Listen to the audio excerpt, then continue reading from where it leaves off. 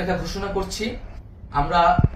আমরা সিদ্ধান্ত নিয়েছি যে সর্বজন গ্রহণযোগ্য আন্তর্জাতিক খ্যাতিসম্পন্ন নোবেল পুরস্কার বিজয়ী ডক্টর মোহাম্মদ ইউনূসকে প্রধান উপদেষ্টা করে অন্তর্বর্তীকালীন সরকার গঠন করা হবে এবং ডক্টর মোহাম্মদ ইউনূসের সাথেও আমাদের কথা হয়েছে।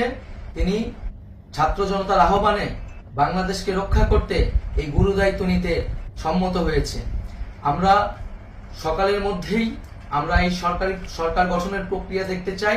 রাষ্ট্রপতির কাছে আহ্বান থাকবে যে দ্রুত সময়ের মধ্যে ডক্টর মোহাম্মদ ইউনূসকে প্রধান উপদেষ্টা করে অন্তর্বর্তীকালীন সরকার গঠন করা হোক এবং এই অন্তর্বর্তীকালীন সরকারের বাকি সদস্যদের নামও আমরা সকালের মধ্যে ঘোষণা করব। প্রিয় বন্ধুগণ, দেশে যে অরাজকতা চলছে, মানুষের জীবনের নিরাপত্তাহীনতা চলছে, সেজন্য আমরা রাষ্ট্রপতির কাছে আহ্বান জানাচ্ছি দেশে আইন শৃঙ্খলা পরিবেশ ফিরিয়ে আনার জন্য